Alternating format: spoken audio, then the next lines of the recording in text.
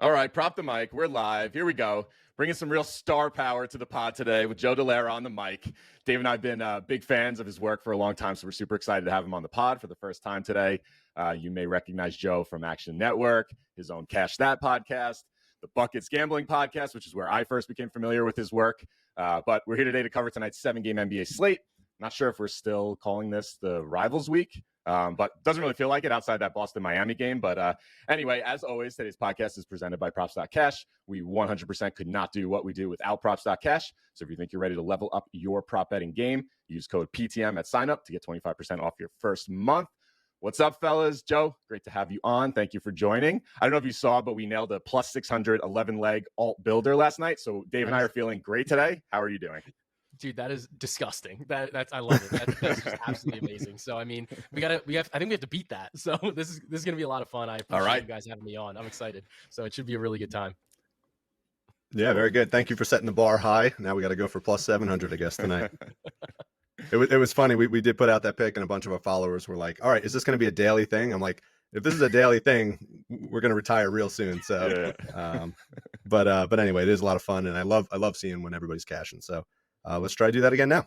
All right, you ready? Sounds good. Let's do it. Challenge accepted. All right, let's go. We got the 76ers at the Pacers. Pacers are minus 5.5 at home. Totals 237.5. These two teams played twice already this season. Philly won the first one, and Indy won the second. So this is a rubber match. Obviously, big news is still Halliburton's out, from what I understand. So that obviously has a big implication on this one. And Embiid's just a beast. So let's see. Let's see if you can put up another 70 tonight. Joe, you got anything, a lean on this game or any picks for this one?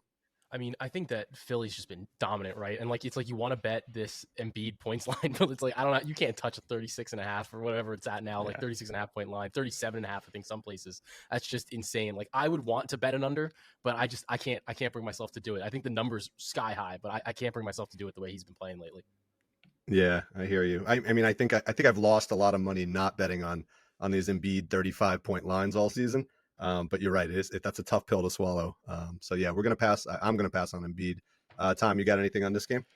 Yeah, I was looking at Miles Turner points, 16.5, minus 110 on DK.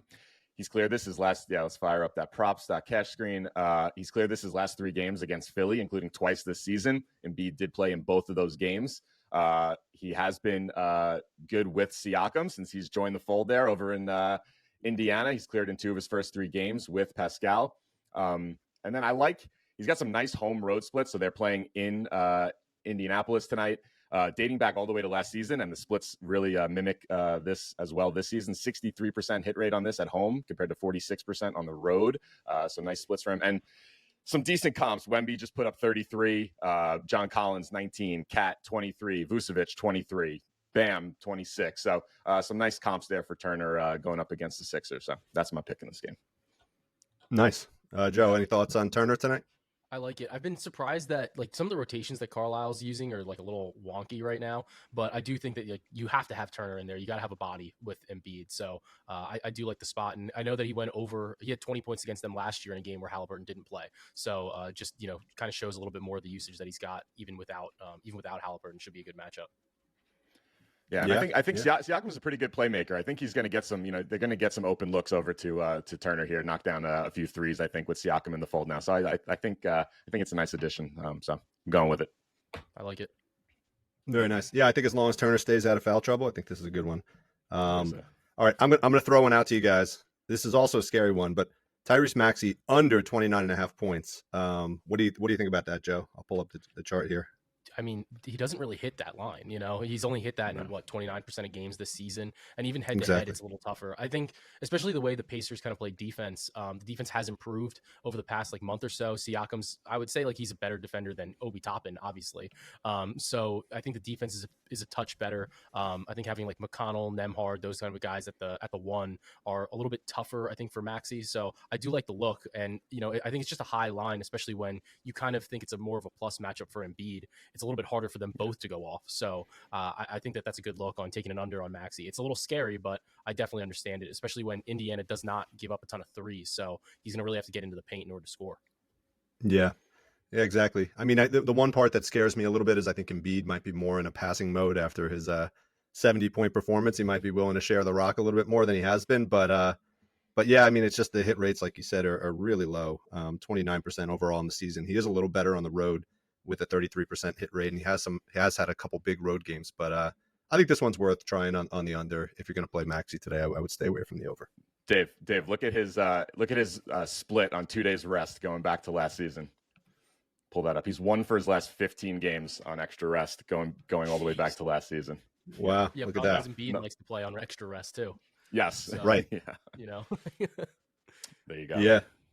Too bad that 32 against Orlando is ruining our chart here. Otherwise, this would be perfection from props.cash. Beautiful. But that's a nice trend. I like that a lot. All right. You guys got anything else on this game?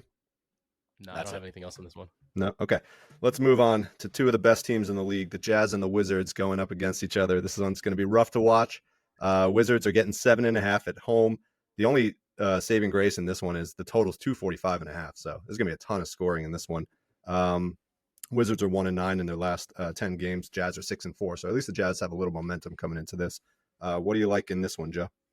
I like Tyus Jones over 6.5 assists. So I know that when we look at his last 10 chart, he's hit this in 6 of his last 10. On the season, though, he's averaging 6 assists on 10.5 potentials. But over the last 10 games, we've actually seen this spike to 8 on 12.5 potentials and hitting this line in 6 of his last 10. So I think the line, it's kind of floated around like 6.5 or 7.5 at plus money. I think that's okay as long as you're grabbing a plus number on the 7.5. My big thing here is that I think that he's going to draw the Chris Dunn matchup. Dunn is an excellent defender, especially at a point of attack. I think that that's going to cause him to, have to facilitate a little bit more. I think it's going to be very tough for him to get his own shot. And traditionally, Washington, they play at the fastest pace in the league. Utah, I don't think is going to be able to really slow them down at all. Utah plays at the 9th fastest pace in the league. So I think this should be a pretty fast-paced matchup. And even though Utah has been better since Lauri Markkanen kind of came back from injury, the defense is still about middle in the league. So I do think this is a great opportunity in a pace-up matchup where it's going to be tough for him to get his own bucket to go over the 6.5 or 7.5 assists. I try to line shop it. One of the things I try to do when I see a plus money spot in one spot and another and a heavy juice line somewhere else, sometimes here the hit rate was kind of the same over the last 10, 6.5 or 7.5. So I didn't mind too much. But I would, sometimes I'll split the wager and I'll play half on one and half on the other. So that way I kind of can get a little bit of the juice back. But that was one of my looks for that game was Tyus Jones over 6.5 or 7.5 assists. Yeah, very nice. You also mentioned Chris Dunn. We saw him popping a little bit in our model. You like anything for Chris Dunn tonight? Yeah, so actually one of the spots in the bets that I've been trying to fiddle around with lately is on FanDuel, they have that 5x1 bet where it's 1 point, 1 rebound, 1 assist, 1 steal, and 1 block. So Chris Dunn, I think the line was plus 370 for him to record one of those. The past couple games have been rough for him, and I think it's just matchup wise. They've been a little tougher, right? Because he's played the Pelicans, the Rockets, and the Thunder, which are all games where you kind of can get into some foul trouble. He's a little bit of a smaller defender too, so it's a little bit tougher. I think in this spot though, I like the assists. I like the he always is kind of grabbing a rebound. He's scoring a little bit, but I like him if he can get 1 point or 1 steal and 1 rebound or 1 block rather against a little bit of a smaller Jazz not Jazz, Washington, front court. I think that there's an option here where he could do that. So he had been really hot on the steals and blocks for a while, and then kind of tailed off for the last 3 games, which I think were tougher matchups for him. So I think it's a little bit of a buy low, especially at plus 370. The number's great considering his stocks line is 1.5 at minus 120. Yeah, that's an interesting take. I saw a couple other people playing those. We haven't dabbled in that yet, but definitely a really fun way of taking a guy who's going to play 17 to 20 minutes and seeing if he can get a little bit of every stat category. I love that. Exactly. All right, cool. Tom, what do you got in this game? There's a good chance I'm going to be hating myself for making this bet later tonight because it's Kyle Kuzma. But I'm taking Kyle Kuzma assists over 4.5. He's actually cleared this in 6 of his last 8 games with a nice upward trend there, a nice little staircase there. Utah's allowed the 3rd most assists per minute to bigs over the last month, and the 4th most assists to forwards over the last month. So depending on how you classify Kuzma, cleaning the glass has him as a big, but either matchup is good. He had 6 assists at home against Utah last season. He's 11 for 16 at home this season, averaging almost 6 per game compared to a 30% hit rate on the road. I like the if you scroll down and look at some of those power forwards against Utah, there's been some nice hit rates there. Zion just had 11. You'll see a bunch of green checks there, guys clearing their assist line from the power forward position. So Always scary betting on Kuzma. I think he's been on and off the ban list a few times, but I'm going to go to him tonight here. Yeah, I mean, the Wizards have to be their team total has to be somewhere around 120, maybe 118, 119, something like that. So there's going to be points scored, and somebody's going to have to pass the ball. Obviously, Tyus Jones be doing a little bit of that, like we just said, but I could see Kuzma getting 5, or I could see him also getting like 1 and like ruining your night. So we'll see where this one goes. Joe, what do you think about Kuzma tonight? I like it. I mean, you found a good spot where like the floor has been pretty stable over the last few games. It's a great spot. Like I just love I hate to say that I love these teams' offenses here, but it does feel like a good spot for Kuzma. It's gross. It sounds disgusting, but those are usually the ones that wind up being profitable, I feel. Yeah, there's not going to be much defense. It's going to be, like you said, fast paced, up and down. A lot of, hopefully the ball's moving around, and Kuzma will rack up those assists. I like it. Yeah, Tom and I love finding the players in the league that have like a negative sentiment around them and playing them, because you always get a discount on their overs because everybody is like afraid to play them. Every time. I love it. I might have another Tom one of those guys as my next you have pick. another one. Yeah, John Collins, over 19.5 points. Over 19.5 PR, minus 110. Okay. He's got a 76% hit rate this season, identical home and away splits. If he gets 21 minutes, his hit rate jumps up to 88% this season. Washington, in our model here, he was popping out. Washington's allowed the 7th most points per minute to bigs, 2nd most rebounds per minute to bigs since Christmas. And if you scroll down, you can toggle him between power forward and center. Nice hit rates at both positions against Washington. There's nice hit rates everywhere against Washington. So yeah, let's be risky here and go with Collins and Kuzma in this game, and hope I'm not hating myself tonight. This is like a nauseating same game parlay. Yes. Yeah. You know, the thing, I mean, so on our alt prop sheet that we put out every morning, John Collins is constantly on there. 4 rebounds, 10 points. He's like super consistent around that level. Beyond that, it's always scary. So what my hardest part about Collins is his playing time. Like, I don't really understand. Some games he gets 18 minutes. Some games he's up to almost 30. Yeah. You got any insight on that, Joe? You know what's going on there, or is it just random? I think it's a little bit. It seems a little bit random. I think part of it is like I like Collins in the starting unit, but I think it depends on like how the matchup seems to be going, because like they're bringing Walker Kessler off the bench. A lot of it has to do with Laurie coming back, and with Laurie at the 4. He's a decent rebounder as well. So it's like him and Collins have like some slight overlap, I think. But I do think that the spacing is a little bit better with the two of them on the floor. So it's going to be an interesting spot, because Washington, they don't really have centers right now. Like, it's, since they traded Bagley, they really just have what's his name? Gafford. Gafford. Yeah, they really just have Gafford. So I do think that there's probably a good opportunity for Collins here in this game, considering they really only have Gafford. We'll see how many minutes Gafford plays. But having Collins as like stretch 5 is probably a little bit of a better opportunity here than maybe like Kessler seeing like 30 minutes today or so. Like, I think it's a better matchup for Collins instead. All right, very good take. All right, let's move on to the hometown team, not the one that we're sporting the caps of, the other one. T-Wolves at the Nets. Nets are getting 4.5 at home. Total's 217.5, so low scoring game. T-Wolves are 6-4 over their last 10. Nets are 2-8. Nets are just a little commentary on the Nets before we dive into the picks. They just are like overachieving in these games and then falling apart in the last couple minutes. It's really crazy. So I was kind of surprised that the line was only 4.5 points. It does seem like the T-Wolves are a significantly better team. We'll start there. You have a take on the game? You have a feeling either way? I mean, the thing is with them, like Conley being sick has been like really interesting for the team, right? Like, I think that he's really important for them to play like serious basketball, to be honest with you. And I think like it sounds funny because like he's probably only a guy that's maybe worth like maybe a point to the spread, but I think just like the level of professionalism that he brings, and it's like when things are going awry, he can kind of slow things down, make things happen, and just like, all right, like let's hit a reset button. So it always makes me a little nervous to like bet on them when Conley isn't playing, just because I feel like we saw them lose to the Hornets the other night. Like, you know what I mean? It's like that just should never have happened. And I think a lot of it was because towards the end of the game, they just started falling apart, like with Cat chasing. That being said, like I wanted to bet on Rudy today. His like history against Claxton is incredible, especially from like a rebounding perspective. Lines at like, I think it was at 13.5 last I checked. And I'm just like, I don't think I can get there.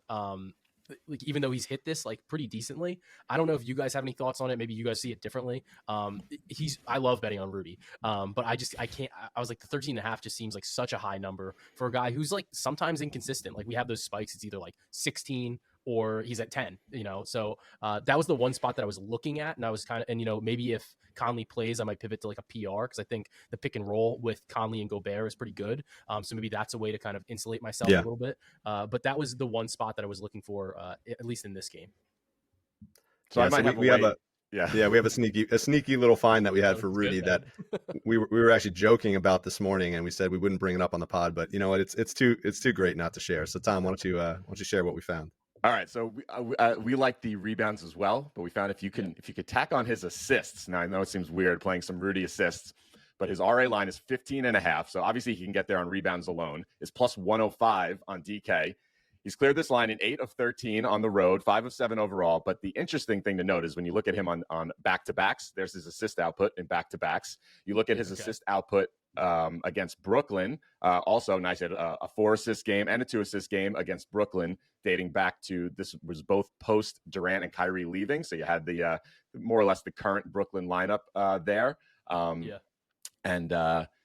just I thought it was a sneaky way, like maybe he does, especially if Conley doesn't play, might open up a little bit more assists for Gobert there. So it was a way to maybe catch some lightning in a bottle here. And I don't know, Rudy does a little bit extra playmaking on back-to-backs, get the plus money, and maybe he just gets there on rebounds alone in this matchup against Claxton.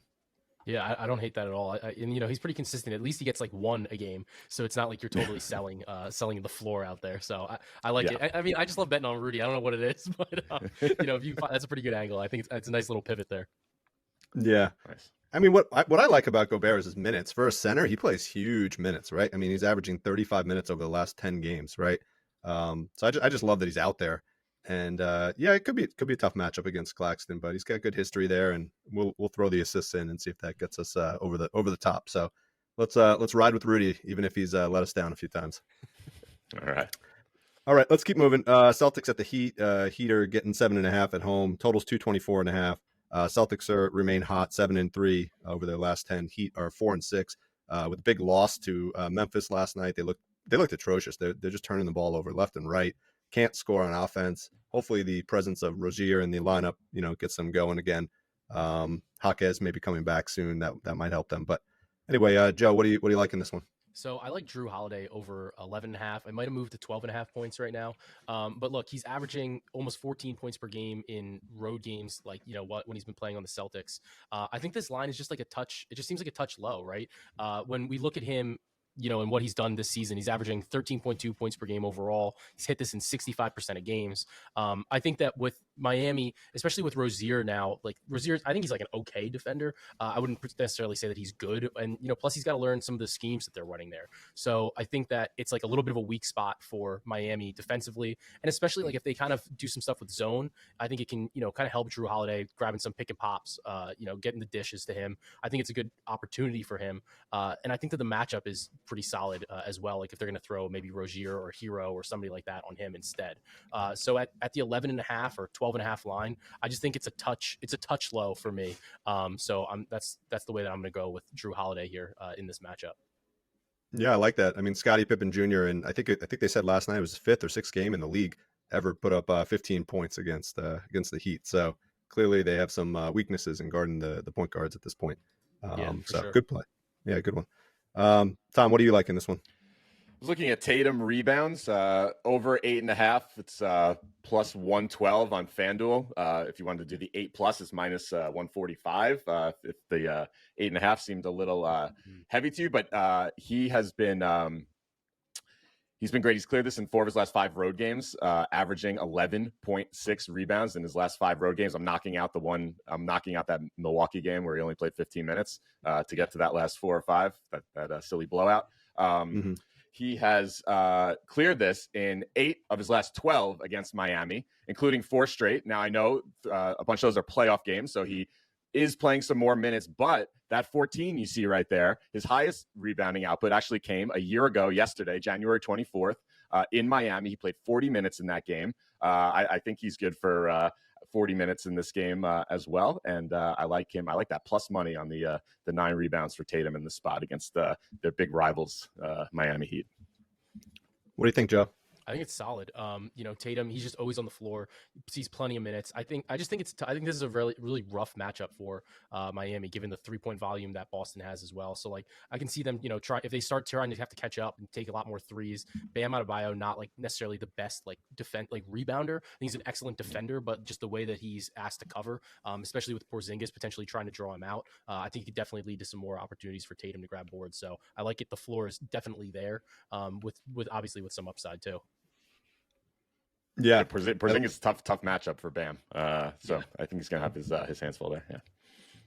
I love that 8. So if we can find a way to get that 8 and maybe parlay it with something else, I think that would do it for me. So love that find. All right, cool. I also was on Holiday, small lean on Derek White points and also Bam rebounds, which we'll just breeze over. But let's move on. The main event here, Joe. Can't wait to talk about this one. Nuggets at the Knicks. Knicks are getting 2.5 points at home, which is a rarity given how well they play at home, but they are playing the champs. 222.5 is the total. What do you like in this one? I like Michael Porter Jr. over 13.5, 14.5 points. I really don't think the Knicks are going to use OG Anunoby on him. I don't think it makes sense. And I also think that it's just like, all right, well, then what is he going to do? Just camp out like on the perimeter? That's just not the way that they've kind of played defense. Also, like we've kind of watched teams play like how they cover Jokic, and like the ideal way to cover him at least lately has been throw a big wing on him and then use like your center as like a little bit more of a floater, and try to use him in that regard. And I think that you can do that, especially because like Aaron Gordon is not exactly a stretch type of guy, so you can throw like an OG Anunoby at Jokic. He can then defend like that pick and roll with Murray. If he switches, that he's somebody that can actually defend both players. So I think that Porter Jr. maybe gets like the Randall assignment, and like that's not like we don't love that as a Knicks fan. So I think the line is just low. Like, he's averaging 16.1 points per game over the course of the season. He's hit the 14.5 and 58% of games. I know that his history against New York has been a little bit like it just hasn't really been as good, with only 5 and 11 points last season. But I do think that the matchup is significantly different this year with OG Anunoby, and I think how the Knicks are going to try to defend what Denver has to bring to the plate. So I like him to go over the 13.5, 14.5. I think it's a little bit low. We've been seeing this around like 16.5, 17.5 lately. So I'll take the discount. Yeah, I think the discount is maybe because the total in this game is 222, so expect it to be maybe a slower pace than they're normally used to. I think a 50% hit rate on Michael Porter Jr. is a perfect description of him, because he either hits or doesn't hit, right? Like, half the games. I mean, so we are constantly playing him. We tend to play his rebounds more than his points, but he is in a really good matchup here. Let me see. I was looking at some other small forwards. Mikal Bridges, right, just lit up the Knicks the other night, predominantly from the perimeter, right? He was just draining threes. So I think that's probably a decent comp. And then you can even look at shooting guards as well for Porter. Gary Trent put up 16 on a line of 13.5, and RJ put up 20 in his return to the Garden. So I think those are all really good comps. I think he's in a good spot to get the 14 or 15 tonight. So good find. Thanks. All right, Tom, what do you got in this one? I'm going with the super straightforward play here on Jalen Brunson over 27.5 points. Minus 125 on FanDuel. Since Christmas, Denver's allowed 7th most points per minute to point guards. Maxey recently had 25, Steph 30, SGA 40. But it's not so much about that. I think this is just more about Jalen right now. He's just on a run. I think he's going to bring it at home tonight against, somebody they see as like, a contender in one of the primary contenders in the West. I mean, look, he's cleared in 5 straight games, 8 of his last 9. You have him on the road there, Dave. Yeah, he's just been on fire lately. So I'm just going to. We had him at 28.5 in that last game, the Brooklyn game, and line came down a little bit, and I'm going to go to it here. Yeah, I mean, got that Candace Parker motivation too. So I mean, I think the guy's. Oh, that's right. What did she like Donovan Mitchell over Brunson to start in the All-Star game? Is that what that was? Yeah, she said that, and then she was like, he didn't play as well in the second round of the playoffs last year against Miami when he actually improved on his first round stats. So like the team lost, he was hurt, but that was kind of the way it went out. So she's getting a lot of flack for that one, but Brunson's been awesome, absolutely awesome. He should be starting in the All-Star game. I love this pick. You can always 100%. Talk me into a Brunson pick. Yeah, man. I mean, it's just, as a Knicks fan, it's so nice that we have Brunson finally, somebody like to create some stability at this point guard position. and he's just like, for his size, like Shaq was saying the other day, he's elite, right? Like, he's got such an ability to score inside, outside. His game is just awesome. I'm behind this one too, Tom, and I think this came at, this was 28.5 earlier, so we're getting a little bit of a discount too, right? Yeah, it's come down a little bit, not everywhere, but I guess it's the lower total, I guess, is probably bringing it down. I think it's going to be it looks competitive, like, but it looks like there's 28 and a half and then some 27 and a half in market right now too. Yeah. So whatever you prefer. Yeah. What's the story with Hartenstein? I know that's your guy too, Joe. I see you always putting out Hartenstein plays. Is he getting the start? Is he back tonight or what? He's on the report still as as questionable with that ankle. I haven't heard anything lately about it. I know that they were they're kind of like, he's been listed as questionable. I think that if I had to guess, I would say like he probably doesn't play, just based on the way that like they kind of need him for the rest of the season, right? So I think they really want to make sure that he's healthy. Their next game's not until Saturday, and then they play on Monday against the Hornets. I hope he comes back for that Hornets game because he's gonna have 20 rebounds there. But I could totally see them like resting him a little bit. If he doesn't play though, I'll be looking to take Jericho Sims like unders again. Last game they said him at 4.5 points. He had 6 in like very limited minutes. And then they basically benched him down the stretch. So I'll be definitely looking for Jericho Sims unders, whether it's especially points. I think that it's obviously a tough matchup against Jokic and this Denver defense with like Gordon, Murray, or Michael Porter Jr. rather. You can everybody kind of get in his way. He can't get his own shot. So if that is the situation and Sims plays, I'm definitely looking at an under for him. And last game we hit Precious Achiuwa over on his rebounds. It was at 6.5. Absolutely would be playing that again as well. So we'll keep an eye on the injury report. But I would imagine that Hartenstein sits, just given the way that their schedule kind of looks coming up. This game against Denver, definitely a tough game. Could definitely see him maybe wanting to come back against Miami on Saturday, because that's a much more important game for New York's like playoff positioning, especially. Good call. Very good advice. Don't just look at today's game, look at the future for future schedule as well, to figure out kind of what sort of usage each player is going to get. So I like that. Sure. All right, let's move on. We got the Kings and the Warriors.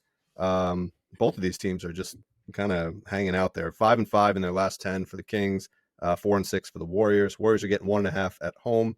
Total's 242. This is the fourth time they've played.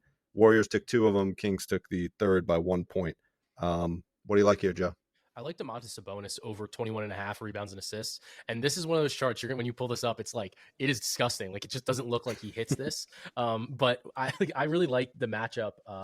He's hit this more recently.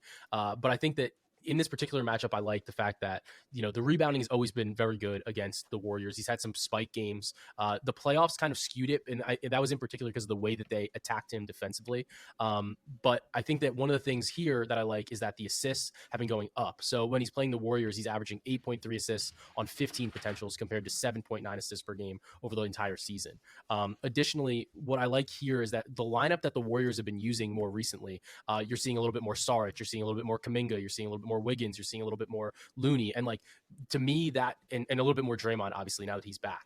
So what I think when I see that is that you need him like to kind of not only defend the paint, but he's also going to be in the paint to try to box different guys out, secure those rebounds. So I like the ceiling on both the rebounds and assists. So I like in this instance, I was like, I'm comfortable combining them. That's usually what I'm looking for in like a combo stat. Is there a ceiling opportunity for both the points or both for the rebounds and the assists? So at 21.5, I know it's a bit of a high number, especially when you're looking at this head-to-head type of chart. But I think that given what the Warriors have been doing right now in terms of the rotations, there's like a difference from some of the prior matchups that they've had between this season, last season, and some, especially in the postseason as well. We're really seeing a different Warriors lineup and rotation. So I like the spot for Sabonis on the 21 rebounds and assists. Yeah, Kerr is really shuffling the deck. Unfortunately, I don't think his cards are good enough to win. That's the problem, right? Yeah, I was just, while you were going through that, I was just amazed by how many times these two teams have played in the last year and a couple months, right? Like, such a big history between the two. But like you said, I think so. Yeah, a lot of playoffs. So you can definitely, on Props.cash, you can filter out those playoff games too. Like, if you wanted to just look over the matchup against each other and then just look at the regular season, you can knock those games out too. And if you look, 2 of those games put up 30 and 25. So that's probably a good data point for this bet. I like that one. All right, Tom, what do you got in this one? I'm going to Steph here. Yeah, there was like a little resurgence of the Splash Brothers last night. It was kind of cool to see. I think Steph had 25, 26 points. Clay had another 24. So that was kind of cool to see in this what is feeling like a lost Golden State season. But I like him at 27.5 points. I got it at minus 106 on FanDuel. He's gone over. I like him in back-to-backs. He's gone over in every back-to-back he's played this season with Draymond. I think Draymond is a big key to Steph's game. He just kind of they know what each other's going to do. Like, and Draymond gets him the ball. They don't. Their communication is just like next level. He did have 27 and 26 in 2 of the 3 unders this season, both obviously without Draymond, but 8 of 13 going back to last season on back-to-backs. And then also he's been great against Sacramento. 11 of his last 14 games against Sacramento, he's gone over this line, averaging 32.8 points, had 25 and 27 in 2 of the misses. So getting very close. And then you have some nice comps here. DeJounte Murray, without Trae Young, put up 35 a couple days ago. Dame had 29 within the last week or so. CJ put up 30 on them. So I think it's a great spot for Steph. Build off that success. He's going to be feeling good after last night. Nice and fresh since they just played. So I love Steph in this spot.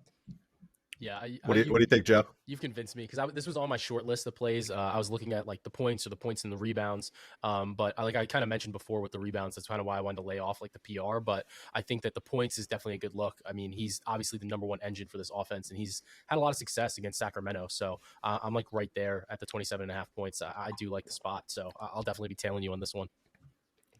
Nice. All right. Beautiful. All right, one other call out in this one. Malik Monk has had a pretty good history against the Warriors as well. Thought I would point that one out. So his point line tonight was 15.5. He's cleared that in, 5 of his last 7. But if you look at his history against Golden State, I'm sorry, that was against Golden State. If you look at his history against Golden State, and then we take his minutes up to 25, which is kind of where he's been playing of late. So we do that on PropSec Cash down here. You can see he's got a really good history against Golden State. He's cleared in every one of the games over the last season and a half. Let's take out the playoff games and let's just look at the regular season. So in the regular season, 16, 24, 21. So I think it's all about minutes with him. I think if he gets 20, 24, 25 plus minutes again, which he has been of late, I think he's good for 16 points. He's really, I was mentioning to Tom earlier on when he's out there, even with Fox, he runs the point and Fox kind of sits in the corner waiting for the ball from Monk. So, and Monk, if you've ever watched his game, he's not afraid to shoot. So I could see Monk getting to 16 points tonight. What do you think, Joe? Dude, I think it's a great look. And if you scroll, like I'm looking at the same page. So like I scrolled down a little bit and I looked at the field goal attempts and talk about consistency. I mean, it's 13 at a floor, but it's like 14, 15. Like it's all between 13 and 16 when you hit these minute spots. So I took out the regular season part and even included the postseason, and you're just seeing extreme levels of consistency on the field goal attempts, which I think is super super critical for somebody like Malik Monk. So I mean, the volume's there, and you know. That's really, like you said, that's exactly what you need. So as long as he's made 5, he's hit this prop as well. So I do think this is a great angle to tackle Malik Monk.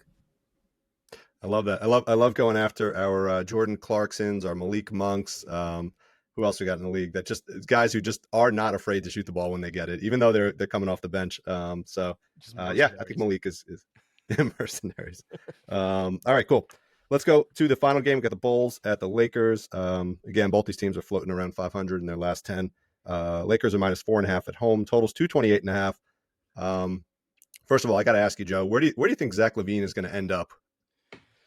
Dude, I mean, like they're talking about him on the Pistons. I saw something about, and I'm like, what are we doing here? I don't know, man. It's really tough because it's like the market's kind of shown that there's not like a huge market for him right now. I think that he's on like a really rough contract, I would say. And the other thing is like, it's just like what he does and like what he brings is zero defense. He's not dishing the ball. Like the guy's a bucket, but at what point do you like, is that like declining? And I always think that like shooting guards, especially like score first shooting guards, are probably one of the most like, I don't want to say replaceable because it sounds like kind of messed up, but like they are like one of the easiest positions I think to find somebody that's at least like 80% of the score. And like that, I think that's kind of the problem here with the contract and the money and what his like injury history has been, and then what he kind of brings to the table defensively. It's really tough to see where exactly they move with him. If Detroit wants him, they probably can get him, but because they're not really getting free agents. But I don't know if he'll be on the Bulls, but I think the price is going to have to come down a lot. Yeah, is it a fair statement to say that LaVine could be like Clay in 2 years from now? It's possible, man. I mean, if he played a little bit more like Clay and just like didn't need the ball in his hands as much and just could be a spot up shooter, he'd probably be awesome. But then you're paying him True. what, like $50 million a year to do that, and like that's just it's untenable for like a title contender to do that. Yeah. All right. Well, we were thinking maybe the Bulls would just drop him in LA and leave him there and maybe take D'Lo home with them, but we'll see. All right. What do you like in this game from a player prop standpoint? Anything? This game was tough. I'm close on Vucevic under 34.5 PRA. I think it's like a pretty tough matchup against Anthony Davis. He's had the one like spike game, but even like throughout his career, it's kind of been like a little bit of a tough matchup for him. So it's a spot that I'm just a little nervous about. Just like the Lakers defense has been like so, blah, for lack of a better word lately. And I just have some concerns about it, but the 34.5 was definitely a spot that I was looking for an under for Vucevic. Yeah, that does seem a little high. I think, if you wanted to go over on Vuce, maybe assists. He did have 6 in that one game last year. He only had 2, but centers against AD seems to be a pretty decent spot for assists. He's normally like a 2.5 assist guy, and because of his recent outputs, his assists have been creeping up to 3.5. But he is coming off of 2 7-assist games in the last 3 games. So maybe over on assist if you want to play an overplay. But I think the PRA is probably too high, so I like that look. Thanks, man. All right, Tom, what do you like? I know you got something on the Bulls. I do. So not the maybe not the sharpest play, but I love. Sometimes I can't avoid a good narrative, right? So I love DeMar DeRozan here over 5.5 assists. I get plus money on it, plus 124. Like you just mentioned, this LA defense not great. You got the hometown LA boy coming back. He loves playmaking when he plays the Lakers. He had 10 assists last time he played the Lakers in LA. His last 3 games against the Lakers, 9, 5, and 10. Wow. He's a Compton boy. Last 4 or 5 on 2 days rest this season, averaging 6.6 assists per game. Last 7 of 10 with 2 days rest on the road. Kawhi just had 10 assists against the Lakers a couple nights ago. Mikal Bridges 5, Jalen Williams 6, Scotty Barnes 6. So some decent comps for DeRozan there. Like the plus money on this. I think if you want to play this at 5 and pay a little juice, a little bit safer, but I think he gets up for this matchup, and I'll take the plus money at over 5.5 assists. What do you think, Joe? I think it's a pretty good spot, especially, I think that the offense is going to be able to kind of excel against the Lakers in the spot. I like the look, and, I like the narrative too. Like, I think that there's always like a little bit of something to that, especially, like for whatever reason, he kind of has matched up very well against the Lakers. So I think that the 5.5 assists, the plus money, you can't go, I always like getting a little bit of plus money where I feel like a play is like close. But I think that especially when you kind of couple it with the head-to-head matchup, you're looking at a really good spot and a good opportunity here for DeRozan. Very nice. All right. Well, I think that does it, right? Any other picks for this game? No. We're all tapped out. Nice. All right. Well, it was awesome having you on, Joe. Really appreciate you coming on, man. It was nice to chop it up with you here. We'll get a few. I know you got a few of your picks up on X already. Dave and I will like to regroup after. We'll get a couple picks up on X, our favorites from the pod. But thanks for joining. Hope to have you back soon.